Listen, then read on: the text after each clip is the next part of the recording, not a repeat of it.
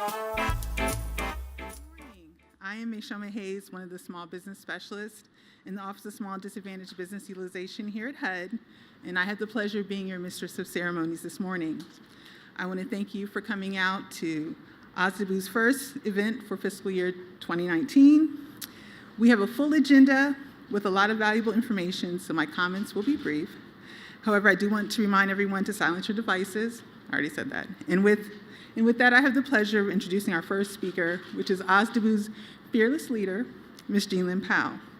In July 2017, Ms. Powell was appointed as the Director of the Office of Small Disadvantaged Business Utilization here at HUD. She has over 25 years of federal and operations experience and has served in many different roles throughout the department.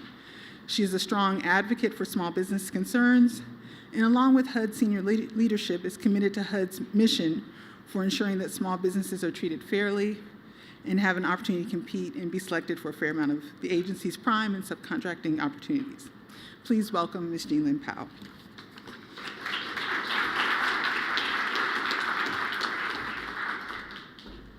Good morning, everyone. Good morning. I really want to thank Ms. Shoma Hayes for that very kind introduction. It's really my honor to welcome all of you here today. This is our second annual HUD IT Industry Day. And it's wonderful to see all of you here today, and also we have viewers remotely. We have this being webcast, and it will be archived and stored on our webpage on HUD.gov. So we have a terrific lineup for you today, and this event is one of our most popular vendor outreach events, and it really sets the tone for kicking off our fiscal year activities when it comes to small businesses. We have a terrific lineup. I want to share my appreciation for all of our program colleagues. You'll be hearing from our leaders in the Office of Administration, our Chief Information Officer, our Chief Procurement Officer, our Government National Mortgage Association, as well as our Inspector General's Office. And I want to thank all of the program offices and acquisition office for their support. Without their collaboration and their commitment to small businesses, we wouldn't be able to bring programs like this to you. So I just want to show of hands in terms of knowing who's out in the audience. If you can share with me who's representing small and disadvantaged businesses today. Excellent, excellent. How about 8A? Oh, very good. Women-owned small businesses. Excellent. HubZone? Oh, terrific, terrific. And service-disabled veteran-owned small business. Excellent, excellent. Welcome. I want to share with you that we are taking a more strategic approach in terms of our vendor outreach programs in order to balance our priorities in meeting category management goals as well as small business goals. We were very strategic in inviting best-in-class contract holders and GWAC holders. There are two things that I wanted to bring your attention to. One is last week I had the honor of representing HUD at the 2019 Federal Business Opportunities Conference in Puerto Rico. And I joined my federal colleagues in sharing information about how to do business with each of our respective departments. And we met with over 500 small businesses. And we have our friends from Puerto Rico here today as well. You want to show your hands? Excellent. Now, I want to bring that to your attention because the 2019 National Defense Authorization Act permits federal agencies to get double credit when they award prime small business contracts to small businesses that have principal offices in Puerto Rico. So just want to raise that to your awareness, and that all federal agencies will be taking advantage of that particular incentive. Now, for those of you that are HubZone certified, I want to also let you know that our Chief Procurement Officer, and I see him in the corner, Keith Serber, And he's retiring this month, so I want to, congratulate him. And he's been a staunch supporter of small businesses.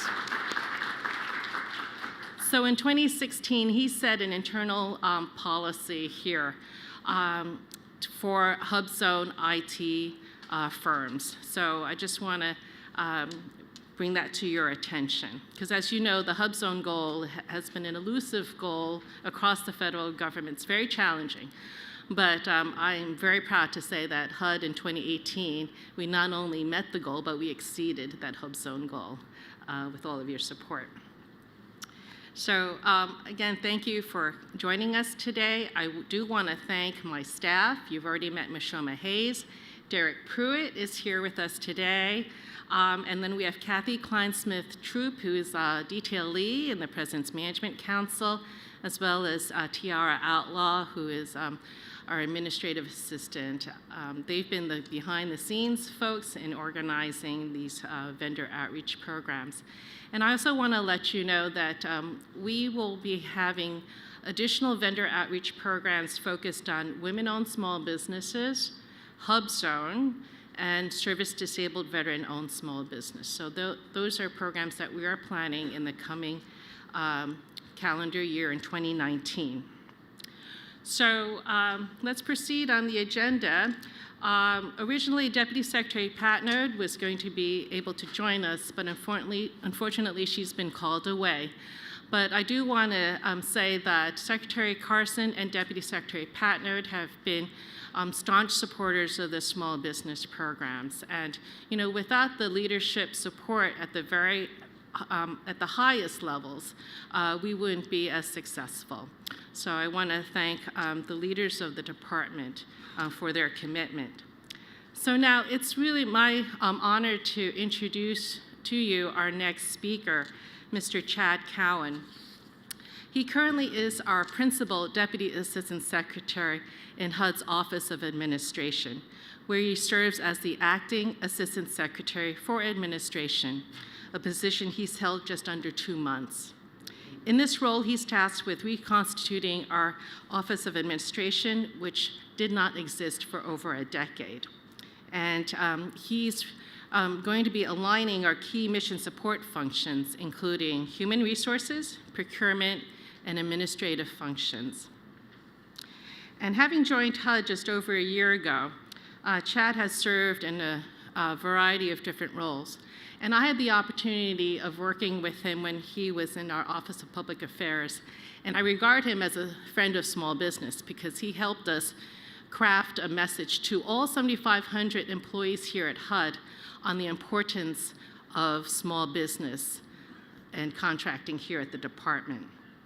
So most recently, Chad served as our Acting Chief Information Officer, and so he'll be able to share his unique perspective when it comes to IT requirements as well as procurement activities. So please join me in welcoming Chad Cowen.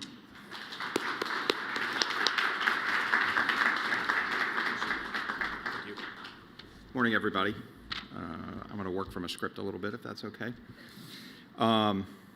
Kevin, my good friend down in the front row, saved my bacon many times when I was acting CIO. So I just want to acknowledge him and thank him for that. So I've been at HUD for just under a year and a half. It's been a bit of a winding road, as Jean mentioned. Started in public affairs, was there for a couple months. Worked for the deputy secretary for a brief time. Went down to CIO's office for several months, and just a couple months ago, I was put into the acting assistant secretary role for administration. The funny thing is my background is actually primarily public affairs and communications. But I think in certain respects that's going to serve me well in this position, particularly as it relates to procurement and HR. And Jimmy's laughing. We can talk about that offline. In my job immediately to HUD, I actually worked at a consulting firm, a pretty large consulting firm, but it was a public affairs consulting firm. And I was on actually a lot of our government accounts, and 2 of the accounts were for federal cabinet agency accounts. And in one of those, we were the prime, and in the other, we were a sub to an 8A. So I have some experience kind of on both sides of that on the outside. In addition, having been in the CIO's office and working internally with procurement as a partner, but also in support of our programmatic offices, such as PIH and housing, I gathered and acquired additional perspective on how the procurement process works from the internal client perspective. So I've got the external client perspective, I've got the internal client perspective, and now I'm just learning, thanks to Jimmy and Keith over there in the wings, and this really should be your farewell address, Keith, actually. I'm learning the procurement side of it, the mechanics of the procurement process, which I certainly am not well steeped in, but also the perspective that the procurement team brings to it. That's going to be a process for me. I'm going to continue to learn, but Jimmy and Keith have been tremendous, actually, for the whole time that I've engaged with them since I was CIO and just the last couple of months in this position. So I think the one thing that I've learned up to this point with kind of this 360-degree perspective on procurement is that I think the single most important thing that the procurement operation can be is a valued and trusted advisor to all involved in the procurement process. And you know, that's kind of my primary objective moving forward, I think, as I've started to gather this, is just to ensure that the procurement team here continues to strive to be the best partner that we can be to all of our partners, internally, externally, and even within the Office of Administration. Thanks to Jean's leadership, HUD has worked very well together with small businesses. We've exceeded, I believe, our preliminary FY18 small business annual prime goal. And we've also met, I think, all the goals for the socioeconomic status, the small disadvantaged business, women-owned, service-disabled veteran, and hub-zone businesses as well.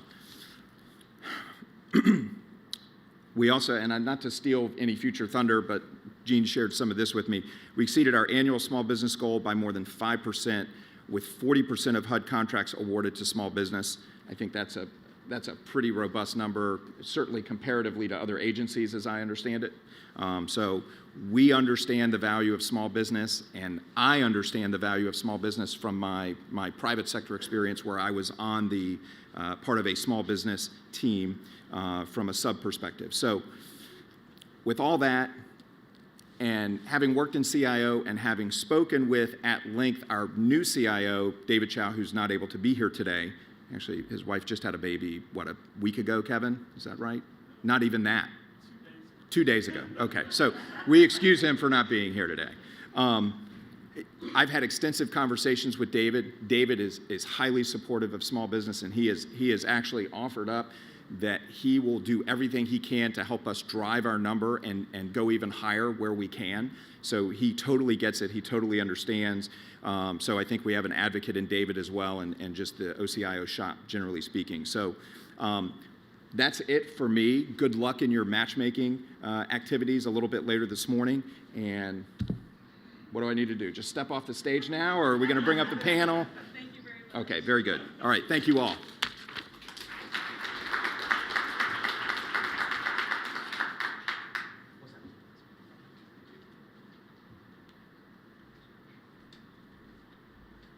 All right, so we are now going to have our panel please take the stage. So we, Mr. Kevin Cook, Barbara Cooper-Jones, Melanie Bryant, and Jimmy Scott. So as they approach, I'm going to, actually, Kevin, you can just stay. What I'll do is, as Mr. Cowen just stated, we have a slight change to the agenda. Mr. Kevin Cook Jr., the Principal Deputy Chief Information Officer, will be representing the OCIO's office. Mr. Cook was appointed the Deputy Chief Information Officer at HUD in October 2010. In this role, he's responsible for providing leadership and strategic direction for the day-to-day OCIO operations and partners with the CIO to provide direction, oversight, and management for information technology investments that support the diverse portfolio programs across HUD. Mr. Cook has over 25 years of experience conceiving, designing, and implementing information technology solutions, as well as managing IT resources, budgets, contracts, and programs for federal agencies.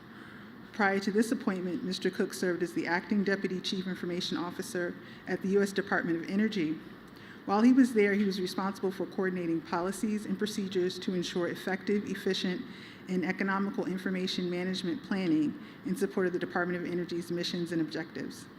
And while working in the Department of Energy's Chief Information Office, Mr. Cook progressed through the roles of Director of IT Office Systems, Director of Human Capital and Administrative Management, and Associate Chief Information Officer for Information Technology Corporate Management. Let's welcome Mr. Kevin Cook, Jr.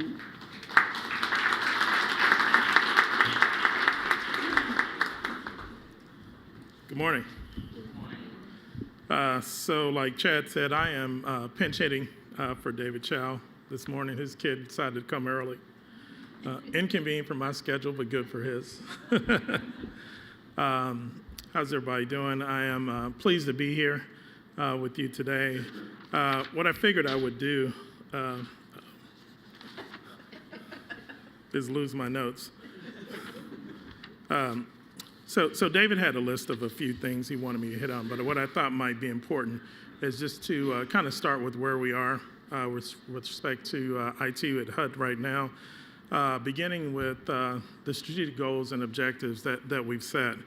So it's good to know just sort of how we're thinking, the things that are important to us, and so that can be helpful in the approaches that you all take in responsive and responding to the proposals that you'll be soon doing.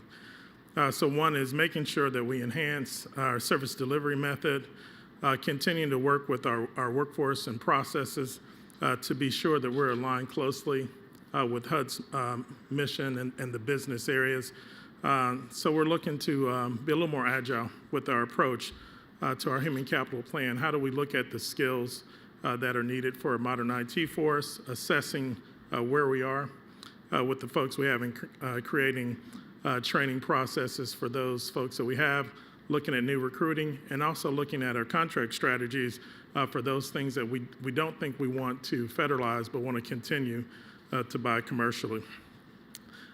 Continuing to create repeatable processes that streamline and improve OCL through better performance and greater innovation. Again, metrics that align with the President and the Secretary's goals, and making sure that we're creating efficiency through modernization. And certainly last but not least is strengthening our customer collaboration to deliver customer-focused outcomes, making sure that we're really listening to the programs that we serve, to the people that receive our services, leveraging our web services and collaboration. And so I'll talk a little bit more about that when I talk about the Centers of Excellence project that we're involved in. A few key areas of success in the last year, 18 months that we're pretty proud of, and again, kind of give you an idea of where we're going. So we've completed a lot of IT infrastructure modernization.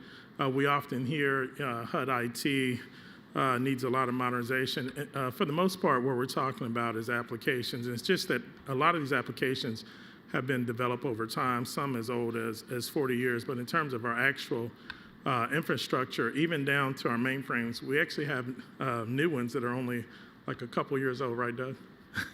Amazing, right? I didn't know you could still buy mainframe computers brand new. I know. So you guys are as amazed as I am. You know about that. We've migrated down to a new facility with NASA out of their data center down at Stennis. We completed our transition to the FSSI wireless contract. GSA networks, we're looking already at our next activities with the EIS contract through GSA. We're now on Office 365. Azure, we've bought small laptops for everyone to increase our mobility, and also using Windows 10. So a lot of cloud activity through some of these applications, and so those things are going well. Continuing to look at our approach to cybersecurity. So the NIST guidance that's been out for a couple years now, we took the opportunity to do an assessment of that. And now we're on in the second year of a 5-year implementation to get us completely in line with the NIST guidance around the cybersecurity framework. We're doing pretty good. So we've been rated at managing risks now, so that's going pretty good. Looking at enhancing the tools that we use there. How can we do better monitoring? So there's things like Splunk, continuous monitoring, diagnostics, creating more corporate forums to make sure, again, that we're sharing information throughout the agency in terms of what we're doing. So we have a thing we call Project Management Wednesday. So we come together with all the programs and go over all the status of our DME as well as our operational projects. We have created a customer-focused team. They are called CRCs, Customer Relationship Coordinators. I think they should be in here, and they'll be around for the end of the program in the matchmaking area and answering questions about some of the things that we have going on along with the programs, and continuing to look at our enterprise foundations for the agency, including looking at all manner of infrastructure modernization and any kind of innovation that we can think of or you can think of in terms of helping us along there. I want to echo some of the things that Chad said, and David has been very serious about the commitment to small business. Thankfully, OSDBU and CPO do a very good job of targeting a lot of the things we do so that we do meet our goals, and I was glad to hear Gene say that the HUD zone, I know that's one we've been working on for a couple of years, that we were able to make the HUD zone goals. So what's new? What's coming? So one of the things that we're looking at is a secure wireless LAN that's available at all of our different locations, so we can truly be as modern as we'd like to be, and to go along with the small and mobile laptops that we bought. Wi-Fi everywhere that is conducive to having our guests inside HUD spaces, as well as, again, sort of create an opportunity for folks to be connected all the time. Increasing the bandwidth and the pipes we have.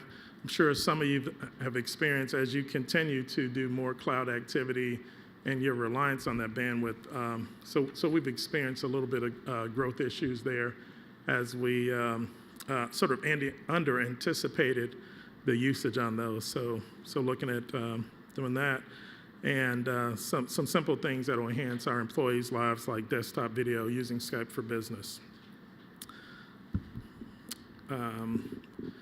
Couple big projects we have going on. I'm sure a lot of you have heard about the Modernization Fund. That is a project that's happening out of the White House under the Office of American Innovation. For us, that project is looking at our Unisys mainframe and allowing us to re-platform a lot of the CFO and other financial systems, housing systems that are on our mainframe. So that's a pretty big project. It's about a $20–25 million effort over the next few years. So that is one that we thought about and tried to start a couple times and were unable to get funding for, but through that process we did. Anyone familiar with the Centers of Excellence being run out of GSA? Yes, a few. So we're proud to be the second agency that's been engaged in that. So a little bit about the project for some of those who haven't heard. So again, being run out of the Office of American Innovation, it's a partnership with GSA, who comes down into the agencies and provides some additional help and resources for focused areas. So we are looking at 5 centers of excellence. So they are the customer experience. Again, how does the public interact with HUD no matter where they are, making sure it's a consistent experience whether you're in Portland or Montana or wherever you are. Looking at our contact center, so we have a number of those throughout the organization, mostly program-based, that answer a lot of questions about policies, programs, how do certain things work at HUD. Wanting to streamline that, maybe similar to something like New York or Philadelphia, where they have like a 311 system where most calls come in and then they're routed out. Taking advantage of technology to increase the knowledge base on that and to get faster call resolution on those. Data analytics. What we want to do is continue to look at all of the data that HUD collects and how can we use it in a better manner. So an example of this is a project that we're working on with CPD, where we look at all of the grants that are given throughout the CPD office and where are those located throughout the country. So it's down to zip code or congressional district, or however you need to chop that information, but looking at being able to provide all that information in one place. So we want to expand upon that effort and begin to look at, again, data as an asset throughout all of HUD. Another one is the rescaling, and this is about, again, I think I talked about a little bit before, looking at the IT workforce, both in CIO and everywhere within HUD, making sure that we have the skills that we need, and for those things that we don't, making sure we have a strategy to purchase those through vendors and contracts. And last but not least is cloud adoption and cybersecurity. So again, looking at the applications that we have, doing a full assessment of those, which items are ready to be cloudable, if you will, but having a very strategic approach to what we're doing around cloud adoption. Those things that might need to be on-prem, keeping those, but as much as we can, utilizing the cloud. Just a couple more things I'll mention. We want to continue to strengthen our approach to vendor management. How are we making sure that we're being collaborative with the vendors that we use, that we're getting everything that we need, that we are identifying the requirements clearly and making sure the deliverables match those. Talked about modernization already. Increasing our approach to cybersecurity. Right now we have a compliance-based approach. We want to look more at risk and how do we anticipate a lot of things that are happening, better monitoring, more monitoring around the application health and the network. And another big effort for us coming up is going to be looking at all of the O&M activities we have. We currently have, 60-something contracts that are involved in that, but is that the right number? Should we look at some kind of consolidation, whether it's based on either platform or is it based on which offices use those services? So we're looking to improve our approach to that. And in the same manner, looking at our DevOps approach and our Agile development, how do we utilize the DME dollars that we have in a more efficient manner and making sure that we're looking at everything from an enterprise perspective, no matter which program office that is utilizing those particular services. So that's pretty much, I checked off my list as well as David's. And so I know we're going to have a question and answer section, so I'm sure if there's questions, we'll hold them till then. Okay.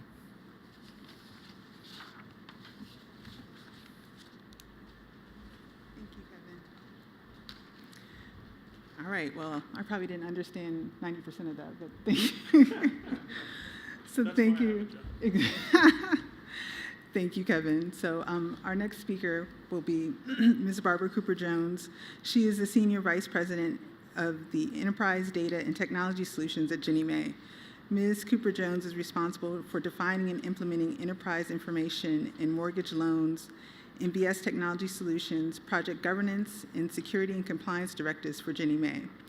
Prior to joining Ginnie Mae, Ms. Cooper-Jones was the Assistant Vice President of Enterprise Program Management in National IT at the Federal Reserve Bank of Richmond, where she led large-scale program technology infrastructure modernization efforts. Ms. Cooper-Jones served as Vice President of Enterprise Data Technology at Fannie Mae from 2004 to 2007, and was responsible for leading long-range strategic planning and day-to-day activities for the corporation's single and multifamily enterprise data environments in support of financial reporting, regulatory reporting, and research and analytics. Ms. Cooper-Jones defined and implemented a corporate data strategy and a first-generation data governance program. Ms. Cooper-Jones has a Bachelor of Science degree in accounting from Virginia State University.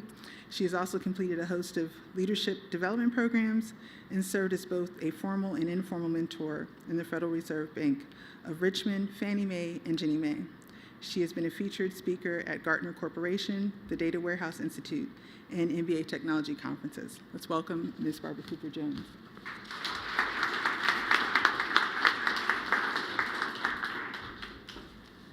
Good morning.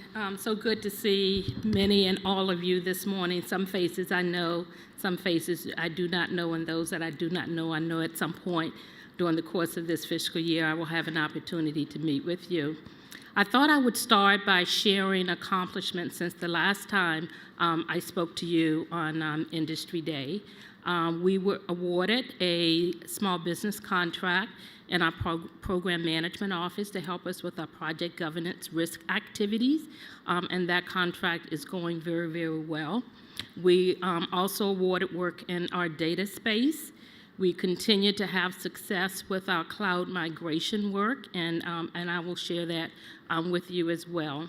Some of you also reached out to me, and even though we haven't gotten to the finish line on some things, there are things that are in the works, so I would tell you to hang in there, be patient, because we look forward to you delivering service and value for us. I'll share a couple of things that have happened within Ginnie Mae since I spoke with you last also, before I share some strategic goals that I've outlined for the next 1 to 3 years. One of the things that we've done since the last time I was before you is to lay the groundwork for an Office of Strategy, Policy, and Planning. Before, that effort was already embedded across the organization with no single focus on that.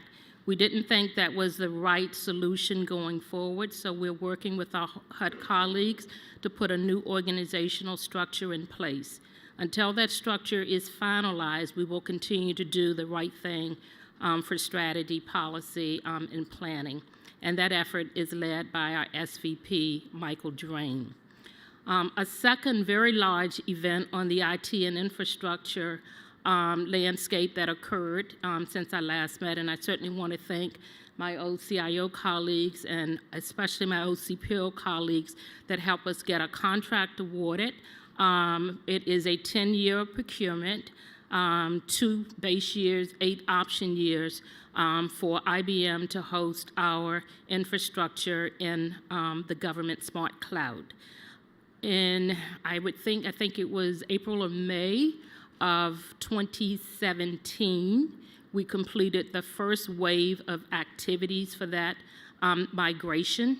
And we are in the process now of migrating key components from our pool processing environment, which is at Bank of New York Mellon, which also has small businesses supporting us behind the scenes and in front of the scenes. We have that infrastructure being moved by April, May of 2019. So we are very, very heavy in the throes of that work. We still continue to have small businesses supporting us in a number of initiatives. We've had tremendous success across technology, data, as well as our infrastructure. So let me share what's on the horizon for the next 1 to 3 years.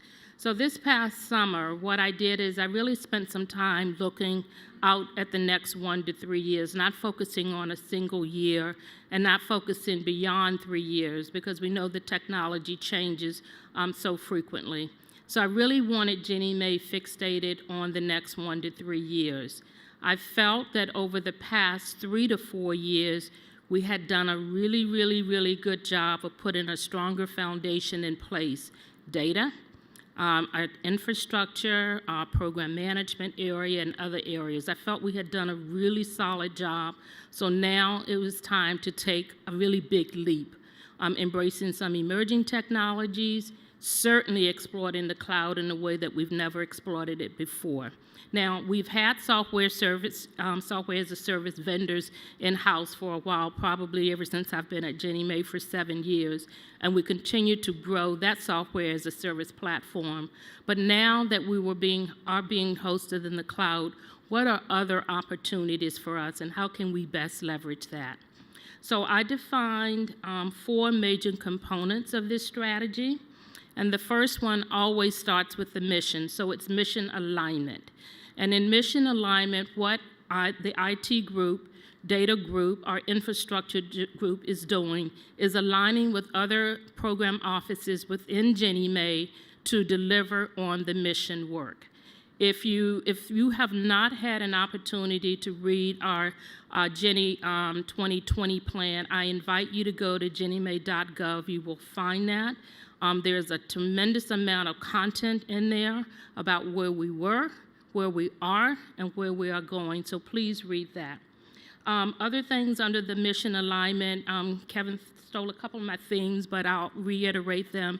Data analytics, data as a service. We have been providing data as a service for a while now across Ginnie Mae, and we're looking to do that probably in a much, much broader way. We're working closely with other program offices, helping them deliver more robust data capabilities, whether it's predictive analytics or whether it's other types of analytics. I would say over the next few days, keep your eyes and ears open to read about an award that Ginnie Mae just won in Data as a Service. I'm not going to say anything more. It gives you a chance to go hit the Google machine. The other thing that we have done in this area is, as I said, aligning with other parts of the business, be it the Office of Issuer Portfolio Management or be it the Office of Enterprise Risk. If you understand Ginnie Mae's mission work, we have to manage counterparty risk. Our issuers, our lenders, those are the individuals that deliver real services and funding to us that allows us to do our mission work and support our housing, U.S. housing programs, be it FHA, VA, rural housing, or Indian tribal. So that is the first one that we will continue to focus on, and there's a ton of work for us to do in that area. So if you believe you have the expertise to support us, please reach out to us. The second pillar of the four is operations and optimization. And in this pillar, it is really all about exploiting the work that we can do in the cloud from an infrastructure perspective and other related perspectives. In the past, because we had 2 data centers providing us services, it was really very hard to optimize across those two. Those 2 data centers doing fundamentally different work. Our pool processing agent-hosted provider doing one set of work with our central payment office, and then we had another set of capabilities doing everything else that Ginnie Mae needs to deliver on. So it was very hard to optimize that infrastructure. So now that we are getting close to a single hosted provider, it should be much easier for us to optimize that infrastructure, to do more things in a proactive manner. So that is what our focus is going to be. The third pillar is the one that folks think are the most exciting in my group, and that is what we call the culture of innovation. And in this pillar, we are really looking at some new emerging technologies, not trying to bring in 5 or 6 new things at once, but having success with one, building on that success, and then going to another. That's just the structured approach that I think will make us more successful. One that we have embraced this year is robotics. And my first introduction to robotics was not by my own reading, by actually a service provider organization that's sitting in the room. I won't call that organization's name, but within, I would say, 7 minutes of that presentation, I was so hook, line, and sinker. So we started out with a couple of pilots. I brought 2 program offices along the way with me, the Office of Security Operations and the Office of Issuer and Portfolio Management. And we have thus far, we have 1 pilot that is completely successful. We have another pilot that's almost at the end, and that one is going to be deemed successful. So if you are working with or are involved in anything in RPA, robotics process automation, we're most interested in hearing how you are doing that and who you are doing that with. We are also part of the FRCC, which is an organization of federal employees that have been down this path a little bit longer than we have. They're telling their stories of what has worked, what has not worked, and they have been extremely helpful in us plotting our roadmap in RPA. So if any of you are working with the FRCC, thank you very much because they've delivered a tremendous amount of value to us. Kevin also stole my DevOps theme, but I'm going to throw something in that. He didn't say security, so for us, it's Dev, Security, and Ops. So we will also be embracing that in 2019. There is a software development procurement that just recently hit the streets, and keep your eye on that. If you have interest in that, you will see DevOps security references in there. What we are looking for is outlined in that project, in that PWS, so feel free to reach back out after you deliver anything to us, and at a time that you know is the proper time to contact us. Jimmy Scott's looking at me, he's keeping me honest. I'm looking back at him whenever I go the procurement route to make sure I don't get myself into any trouble. The other thing, and again, Kevin stole my theme again on Agile. We have successfully, probably close to the finish line, on an Agile Hyperion project. It's been very successful. We're looking to do more of that. Typically, we have followed a waterfall approach because people believe that that's the safer way to do it. It is, but it's not always the safest way to do it. It's the more structured way to do it, and people feel more comfortable with that. But sometimes it's good to take people out of their comfort zone, so we're going to be embracing more of that. And then the last thing, which aligns with what Kevin said on workforce, is talent development. Because we are going to be embracing these new technologies, because we will be doing more in the cloud, whether it's cloud native or cloud otherwise, we need a different and expanded skill set. We always look to our contractors that have really the emerging technologies under their belts to help us, but at the same time, we look to transfer what makes sense to the government, back to the government. So how do we cultivate this tech fluency environment within Ginnie Mae? We only have 150 employees total, so that presents a challenge for us. However, we are going to be spending a lot of time focusing on the talent development pillar as well. So it's been a great ride at Ginnie Mae this past fiscal year. We are embarking on some new and interesting and exciting things. I see a lot of small businesses that are supporting us. We continue to look forward to them to delivering work. And those of you that have contacted me and things are maybe close to being in the pipeline, hang in there a little while longer. And I have a colleague with me, Jackie Townsend, who will be helping us through the matchmaking event and shortly. So thank you very much.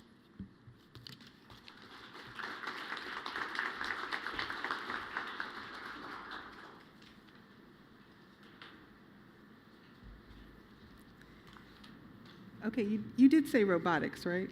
Robotics. Okay, I never would have thought robotics in Ginnie Mae. Very interesting. Thank you, Ms. Cooper-Jones. And our next speaker is Ms. Melanie Bryant. She is the Acting Director for the Customer Experience Division, Office of Information Technology, in the Office of the Inspector General, also known as OIG, which, like I say, I hear those letters and I get a little nervous. Melanie Bryant was hired as the U.S. Department of Housing and Urban Development's IT Operations Manager for the Office of Management and Policy in July 2003. Her responsibilities included general oversight of the seat management contract and help desk manager.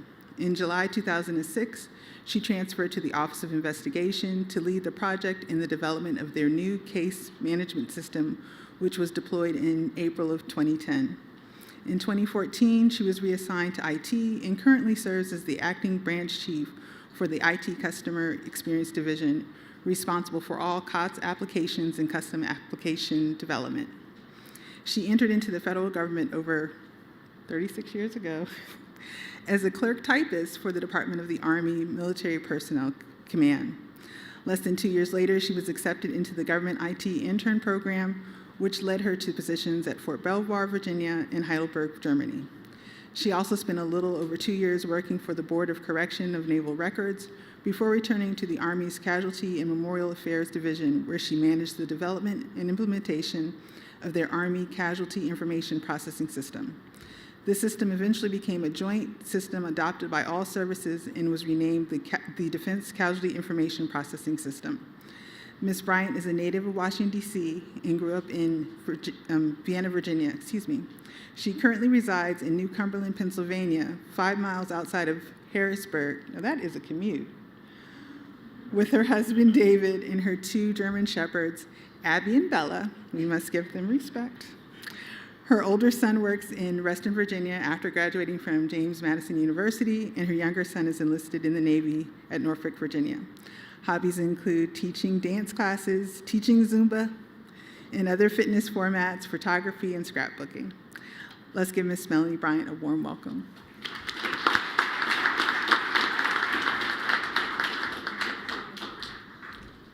Thank you so much. I didn't realize you were going to read the whole thing. But anyway, I wanted to thank everybody for having me here, and I'm able to represent the Office of the Inspector General in an IT capacity and give you an idea of what our vision and missions are for the upcoming year and some of our accomplishments that we've done as well this past year. I think it's important to first start with and let you know how we're set up personnel-wise. We have approximately 580 personnel spread out over 45 regional and field offices. So we're a remote environment. Most of our users telework up to 3 days a week, and they also work off to other locations, our auditors and investigators. Our visions and goals this year included some of the priorities from last year that carried over to this year. However, I wanted to highlight a couple of the accomplishments that we did have. We had a WAN upgrade that included an upgrade of our VPN circuits. Small field offices were upgraded from approximately a 1.5 megabyte circuit to a 50 megabyte circuit. Our moderate to large field offices were upgraded to 300 megabytes. Our data center circuits were increased to 2 gigabytes. Our internet pipe increased to a 1 gigabyte circuit. And all this was to help us to be able to implement technologies, better VTC, better capabilities on some of our applications that were giving us a little bit of a hard time when working in the remote environment. The data center move, we had a huge data center move. We had a hosted co-located data center here in Washington, D.C. We were able to move that on site, saving us approximately $500,000 a year. Some of the priorities for the upcoming year, we're going to continue the evaluation and implementation of an e-discovery solution for all of OIG. We also have infrastructure moving to the cloud for products and services such as Office 365, and then eventually movement to Azure. We're looking at moving our custom applications up to the cloud and other COTS products that we have. Security considerations, obviously, are FedRAMP and then the government requirements. Once into Azure, we will work into moving out of the disaster recovery site that we have located in Denver, and then we also will have a presence there in our Denver office, moving some of those servers to that office. Some of our FY19 priorities coming up is our migration to the dynamic CRM applications to a .NET platform and eventually move into the cloud. Evaluation and possible replacement of some of our other applications, such as our audit application and our learning management system. We have an evidence tracker system we're looking to possibly replace. A couple of the other items are an enhanced multifunction device solution and an EFAC solution for all OIG. And then also a data retention strategy. So that was short and sweet. Thank you very much.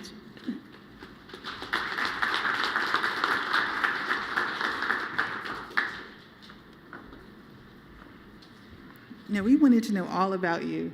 That's why I read the entire bio to include. Like I said, that is one commute. I don't know how you do it. 10 years. 10 years? Okay, 10 minutes is too long for me. So when you think about IT at HUD, you've now heard the 3 components. So we have OCIO, Ginnie Mae, and OIG. So now we're going to move to how do we get these things accomplished? And we definitely cannot do that without OCPO. And so Our office, as we said, we have a very special relationship with the Office of the Chief Procurement Officer.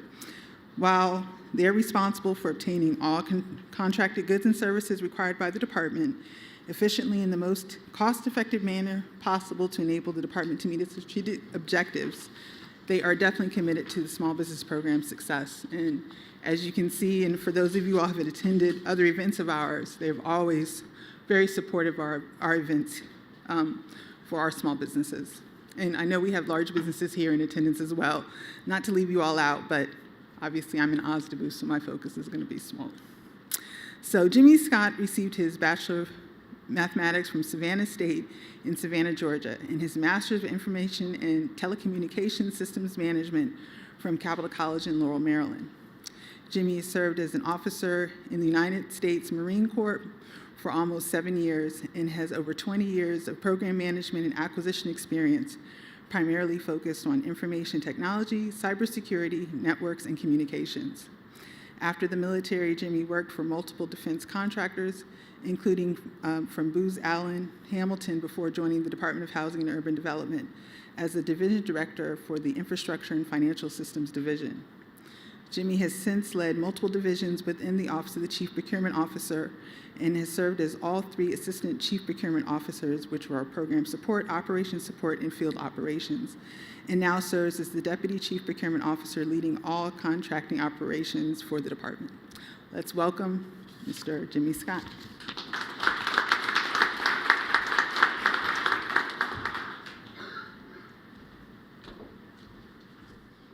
Thank you, Ms. Shoma. First, I'd like to say thank you for you all coming out. I'd like to thank our OSDBU, Jean, for inviting OCPO to once again participate in your outreach event. It's always a pleasure to be here. Good morning to you all. It is great to see so many familiar faces and some new ones out there. For those of you who have been here before, you've probably heard me say that it does my heart good as an acquisition professional to see so many people out there, because that means there's competition for our requirements as well as interest, and that's good for both HUD and you. So thank you for coming out. So while I was preparing for this event, I asked myself, what would you all like to hear about from me? And after what seemed like a very, very long time, I came up with nothing.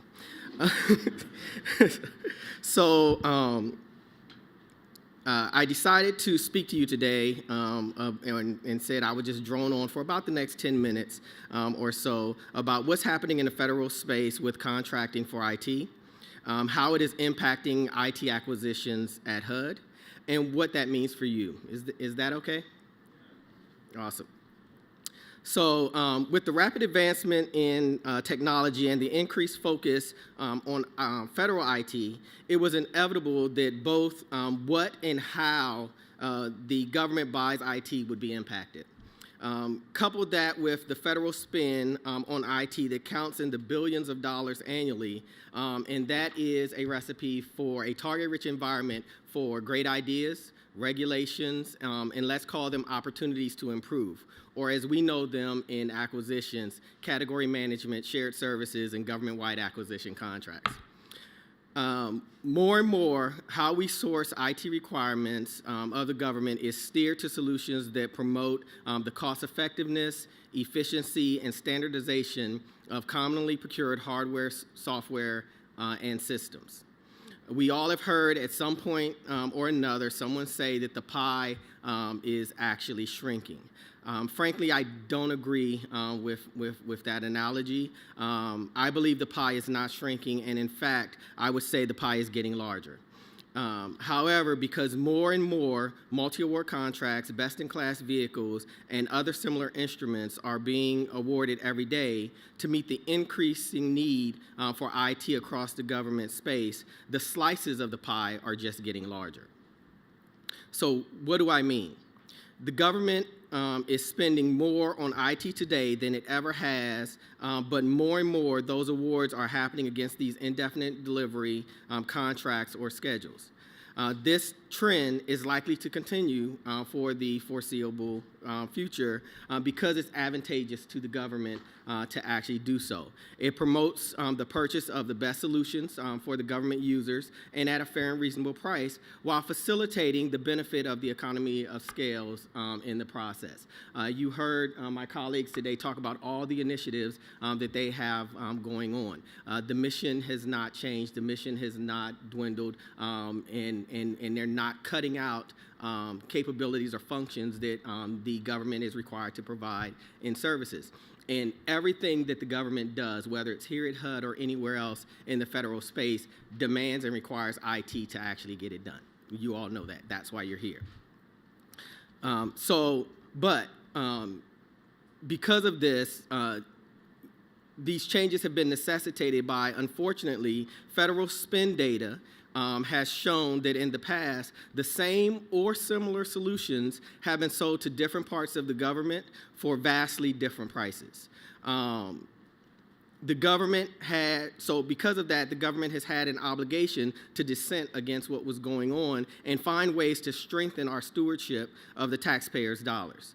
Now, I know none of you here would have engaged in such activities, but these types of activities have influenced and shaped the current IT acquisition environment.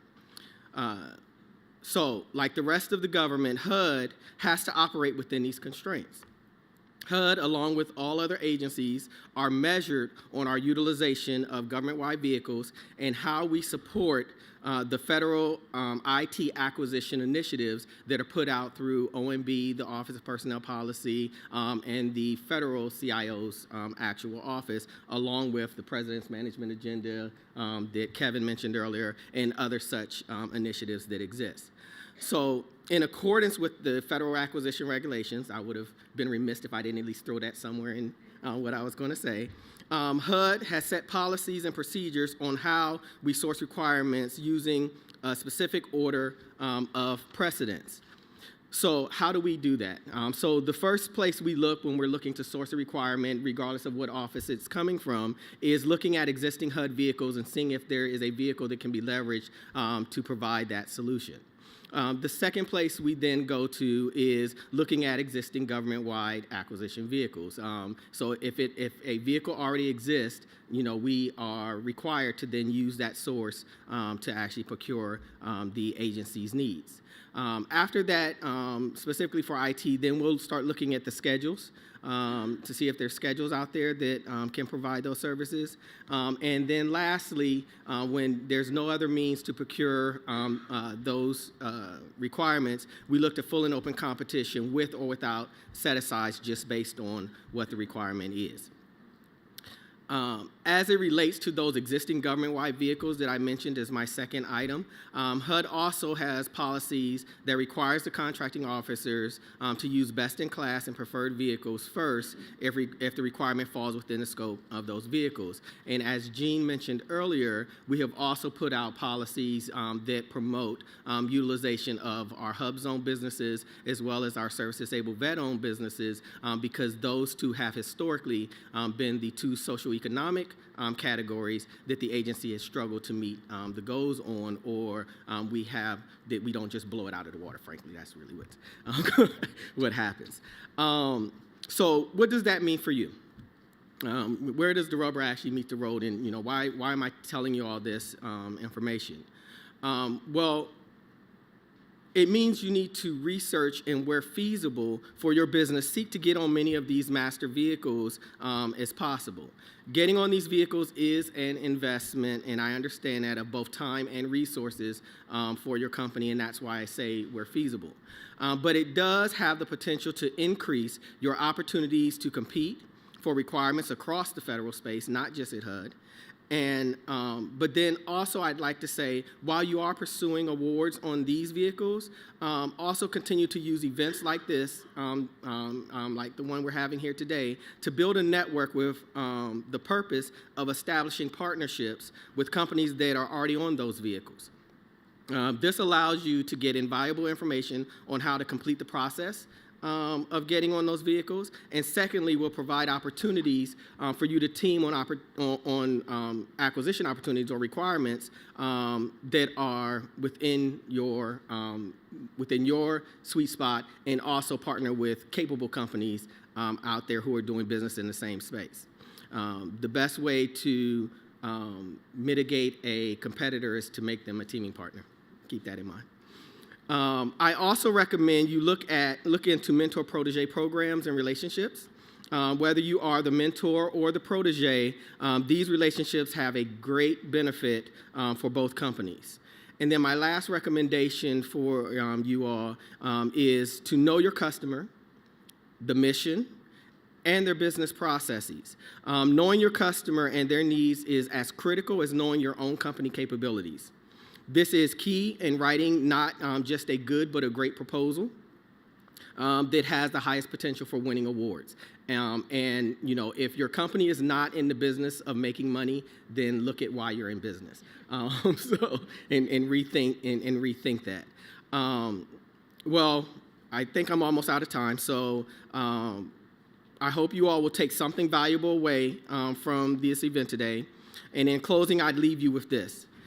Be good at what you do, be deliberate in what you pursue, and never ever compromise the integrity of yourself or your company. If Keith was up here talking today, our CPO who is retiring, unfortunately at the end of the month, he would have probably talked very heavily about ethics and acquisition. It is very important, and when you run afoul of the ethical standards and acquisitions, you risk not only your own freedom, your money, but also the viability of your company in the federal space. So just don't even play games with that. Keep it on the straight and narrow with regards to that. There is a lot of money to be made supporting the missions of HUD and other agencies across the government, but we need good partners that will bring the best industry has to offer to bear on the most pressing needs of our country. If you are up to that challenge, I look forward to working with you and your teams in the future. If not, like I said before, I challenge you to rethink what you're doing here and what you're doing and why you're here. You know, because it's, you know, there is a call to service for those of us that are in the government. When you are just as passionate about our mission as we are, it makes for a really great partnership and a really great business relationship. And so with that, I thank you for your time, and I hope you all have a great holiday season.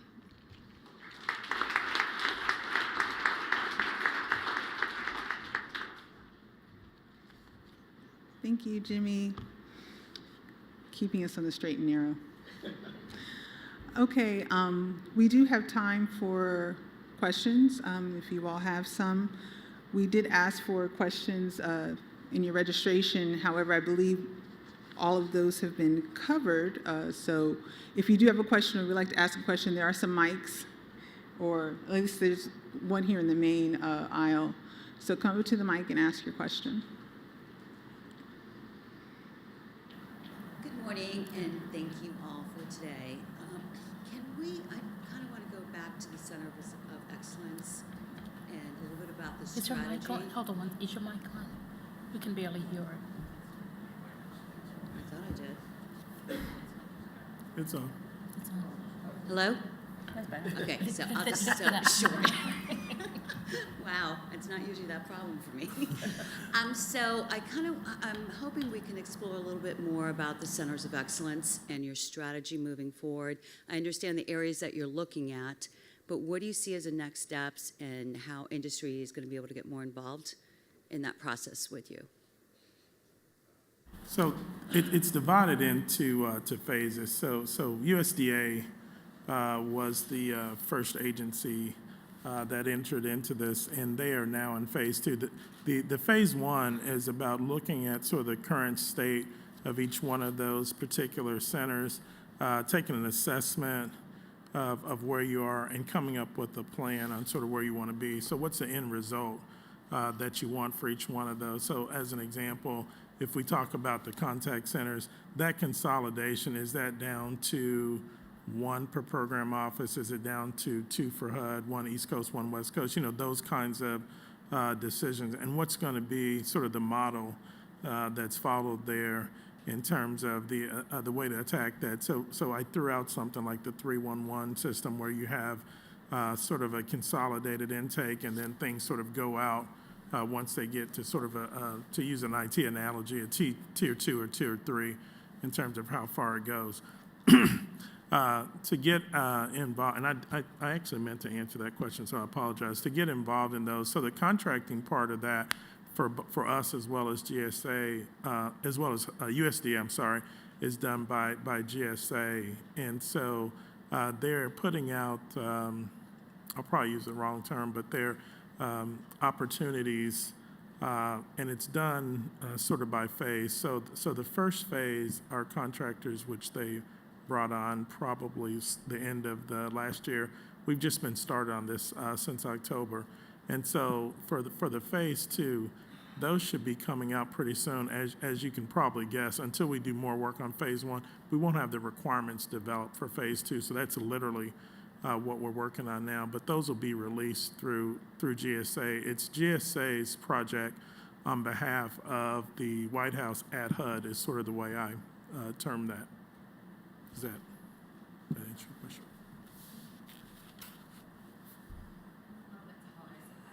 Do what Sandy did. I want to say congratulations to HUD on the innovation that you're bringing in. We're hearing a lot from other partner agencies about the initiatives of DevSecOps, Agile methodologies. Didn't know about robotics, but congratulations to you on that. As we look to move to an IT modernization fund and the capital fund to work with the COEs and GSA, what kind of work is being done with the staff and the employees to prepare them for these upcoming technologies that will be emerging through HUD in the upcoming years?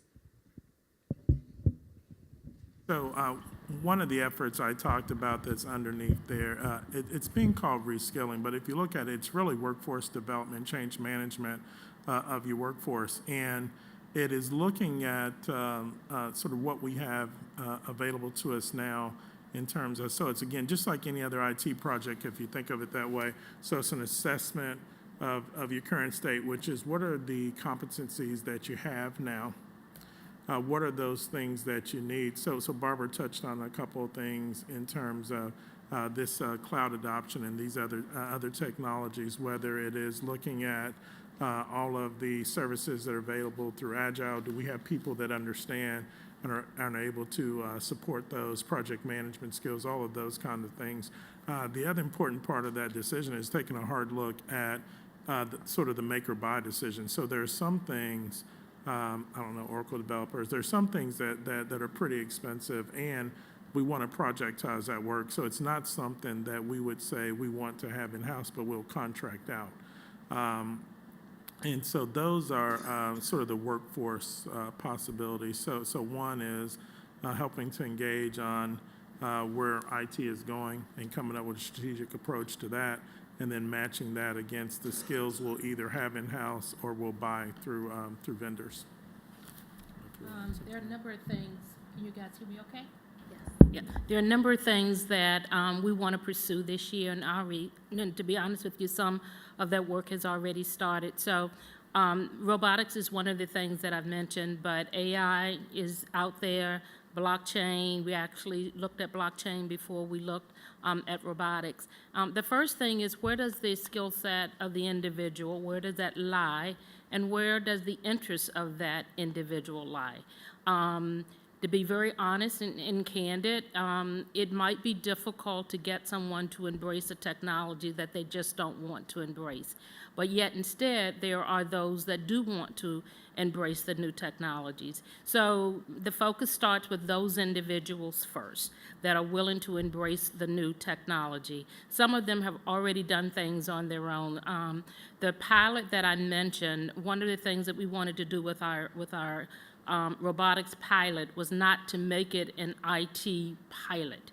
We wanted to make it a business pilot. So we went to the Office of Security Operations and said, this is what we would like to do. And to be honest with you, the head of that organization literally took my baton and ran with it, left me in the dust back, so to speak. And so he engaged someone on his team who's super smart, super excited, super enthusiastic about the technology, and she probably took the most complex initiative we could have started with for a pilot, and they delivered it in record time, and she came to me and she said, how do I become this robotics expert? So I spent some time trying to figure out how she can become a robotics expert, and I shared that with her. But one of the other things that we're going to do program-wide, at least in my area, is something that's called the Innovation Lab. We really want to create an innovation lab. We want to put some of the new tools and technologies there and have people not be fearful that they don't, someone will come to their desk and somebody might see them working with it, and they might feel uncomfortable because they're at maybe stage 1 when maybe they think they should be at stage 3. So we want to provide a learning environment. And so we are going to be building this innovation lab. I don't mean building as in construction building, but we're going to take the small lab that we have and really transform it. And we're looking for actually some small business folks to help us with some ideas there. And a couple other things, in addition to, those being enthusiastic and really funneling that enthusiasm and doing the lab. We have brought in outside presenters. Before we even brought in robotics, we worked with a small business firm who really, a gentleman had almost written a book on blockchain. And he wanted to come free of charge and say, I want to impart some wisdom and knowledge. At the same time, FHA was calling my Enterprise Data Solutions VP and said, we want to get more information on blockchain. So we actually ended up hosting this session, and FHA, I think they were in the room before we even got into the room. And so we want to do more of that. We've asked some of our strategic partners that we've worked with to help us figure out how we can get some of those experts in front of our people, and even those that might not be excited about the technology or might be a bit fearful of the technology, make it so that it is fun, because if it's fun, then learning is even more fun. So those are some of the things we're doing. Hi, I have a question, and I think it's a combination of a question to both Kevin and Jimmy. Jimmy mentions a lot of best-in-class vehicles. I know there's a lot of push, specifically from major federal agencies, to push OASIS, Lions, Twos of the world, and some of those best-class vehicles. What is the position for HUD? Now, the second question, as we speak, GSA today is making a major announcement about migrating 24 multiple award schedules into one. I know as part of category management, that event is occurring now as we speak.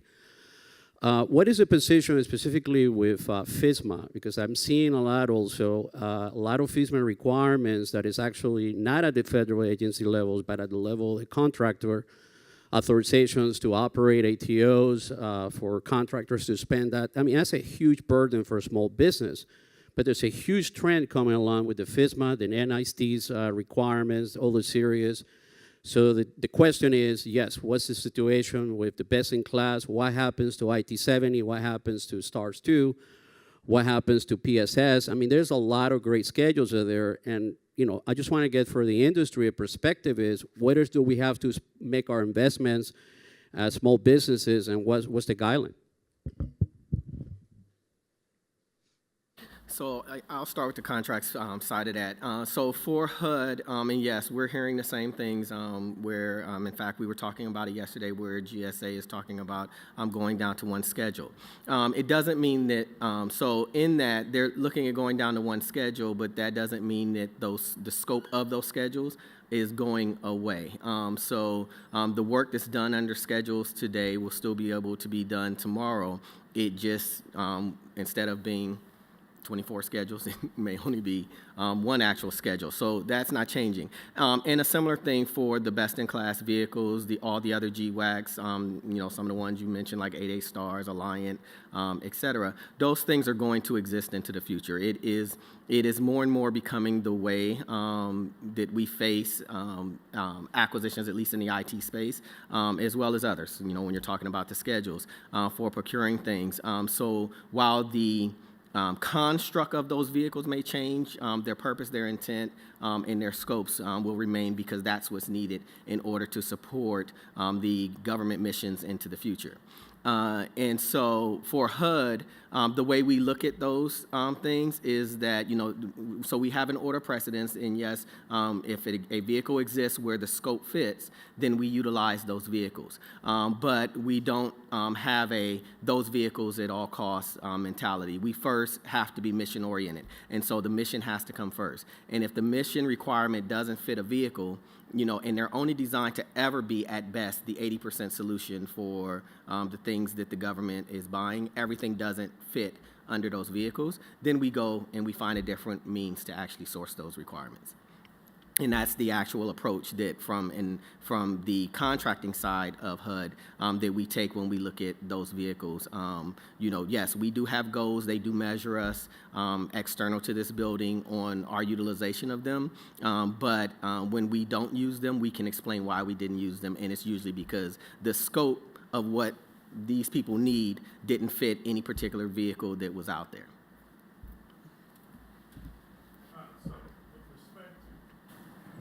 With respect to the security portion of that, so there's a number of things that are guiding us. So you've got the DHS requirements, you've got the NIST requirements, and so when you're looking at a particular opportunity, we try to do a good job of making sure that we make sure that you know which one of the security requirements apply to that particular requirement.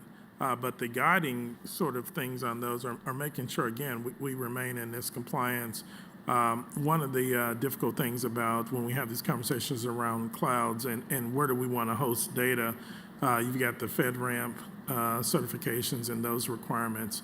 From our perspective, what we're looking at, again, I think I briefly touched on it, is making sure that our approach to security is baked into everything that we do. So we're thinking about that in terms of the tools we buy. We're thinking about that in terms of the approaches to developing new applications and services, and that all of those are sort of linked together and meeting those requirements that are federal-wide. So the requirements that we put into play around security are a response to those that are placed on us, by the agencies entrusted in sort of doing the oversight of that, as well as making sure that we protect the data. We got some pretty important information that we have here, financial data, lots of that, as well as PI for all the people that use our services. So we want to make sure we're good stewards in protecting that data by all the means that are available to us. So that is the reason for what may seem sort of burdensome or heavy with the approach to security, but these same guidelines we have are the same that you'll face at any agency. So those are definitely not HUD activities. It is the security across the government having a consistent approach to that. Did that answer the question? You're good.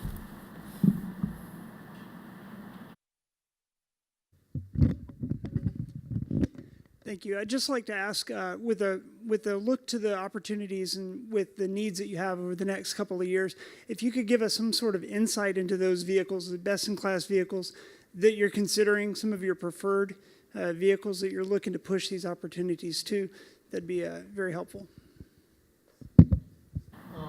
So that's actually a hard question to answer in the way it was framed, because the best-in-class vehicle list changes rapidly.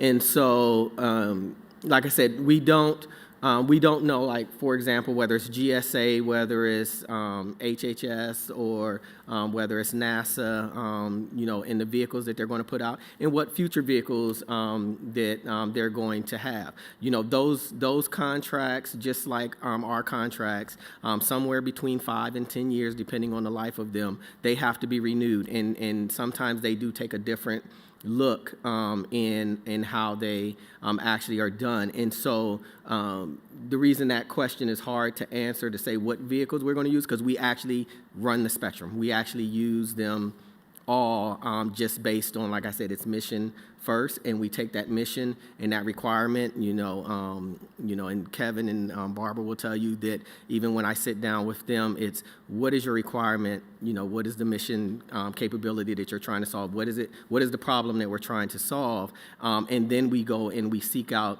the vehicle, if it exists, that actually has a scope that can support that mission. And if it doesn't, then we do something, you know, on a competitive basis that is out to a more general population that's not against those vehicles. And so the reason that question is hard to answer is because each one of those requirements, when they come up for sourcing, has to stand on its own merits with regard to what the scope is of the contracts. And so I can't really predict what vehicles we will use in the future because I don't know which ones will exist at that time. But I can tell you that based on present day and our past experience, we actually utilize vehicles across the space, regardless of what agency has put them in place, if it is the right vehicle for that requirement at that time.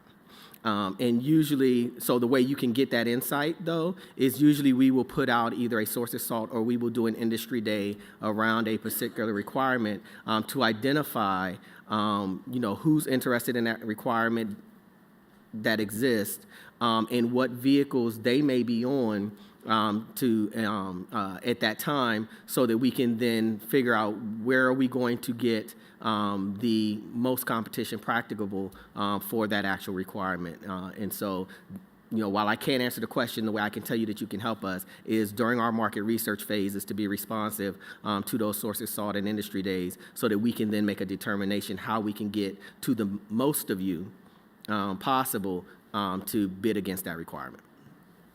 Name some of the vehicles that. Yep. Yeah. Just so some of the vehicles that we use every day, and you know, Damon, you can mouth to me if I miss any. But we use so we use the Gsa Schedules. I'll just start with that one and just say all the schedules, right? As far as the GWACs, we use Alliant. We use Alliant Small Business. We use 8A Stars. Many of our 8A contracts for IT actually are done against the 8A Stars, Stars 2 now vehicle. We have requirements that have been sourced against, you know, what was the VETS GWAC. We use CIO SP3 in the different clusters. We do use NASA SOUP.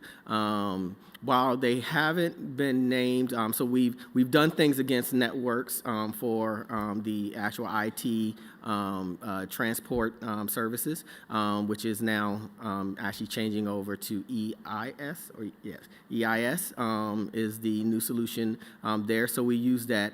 So we actually do look across the federal space and stay familiar. Part of our continuous market research is to stay familiar with what vehicles are actually out there.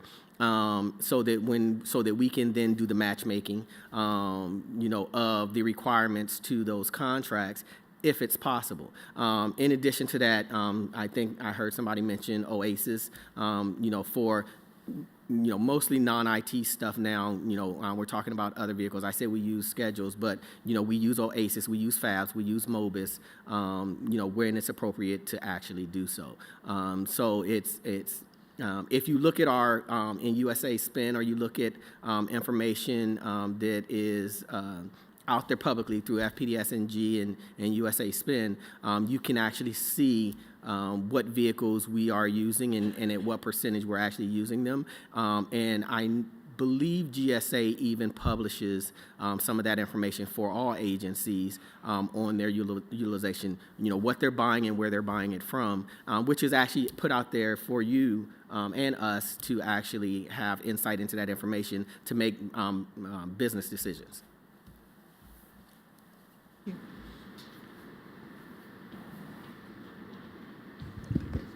Good morning. Thank you for organizing this. Anil Patubandla from Harmonia. I have two questions on COEs. USDA and GSA organized a reverse industry day for their COEs. Does HUD plans to do something like that? And the second question is probably for Jimmy. From an acquisition strategy perspective, outside of the program management track on the COEs, all of them were let out as IT 70 full and open. From your acquisition strategy perspective, do you intend to reserve or set aside any of the COEs for small businesses? So I'll take that one first because it's easier. So like Kevin said, with the COEs, that is actually a White House initiative that is being managed through GSA. And so it probably, or the way it's looking is those acquisition opportunities are going to come out through GSA, right, and not HUD specific, unless once they're finished with the assessment stuff and they're making decisions about what's next, that some of those things are taken in-house by the CIO's office, that they're going to do them, whether it's under that umbrella of the COE or not. And so, that strategy may change. How GSA is going to source them, I wouldn't even try to guess, but I can tell you that GSA does have a policy that they have to look at their vehicles first. So naturally, if they are going to source those, then they're going to look, and unless it just doesn't fit one of their vehicles, it will probably be sourced against one of their vehicles. With respect to the question on the industry day, we haven't had that conversation yet, but what I'm going to do is there's a couple questions that I'll take to the GSA contracting person that's working with us, and I'll get those answers back to Ms. Shoma, and she can send it back out to the list of registrants. So I'll get that answer. Okay. All right, well, it looks like that is the last questions. I'm just going to say three things. First, I want to thank all of our panelists, actually all of our participants. This is our HUD leadership, and when you're looking at the amount of time and the energy that they have invested in participating in this event, I think Barbara Cooper Jones was like one of the first ones when we sent out the call to start planning, which we've been planning this for months. She was the first one on board. So you are looking at commitment across the board in terms of awareness of HUD's opportunities, and especially, again, I'm OSDBU, so the consideration for small business concerns. And also, what will be following next is the roundtable discussions, which will be taking place in the auditorium right behind us, Auditorium C. Now, this is informal, so you are allowed to speak with representatives across the agency. Please be considerate of time, though. We're not going to have, buzzers or horns going off, making you move to the next station. But just be aware there are a lot of people that are also interested in speaking. But this is really an opportunity for you to, get introductions and then engage later, probably for a longer duration of time. And then I will also be sending out a survey, if you could give us feedback in terms of your experience overall, things that we could improve, things that you would like to see. Let us know so that we can make improvements, because Jean, as she said, has a number of events that we're planning for FY19, but she is definitely committed to ensuring the best possible customer experience that we can provide. And Jean, would you like to give some last remarks? No? Put her on the spot.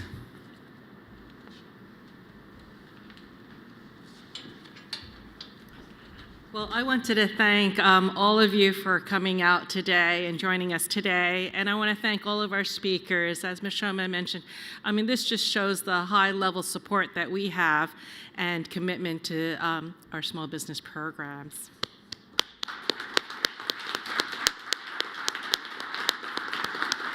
We look forward to seeing you next time. Happy holidays.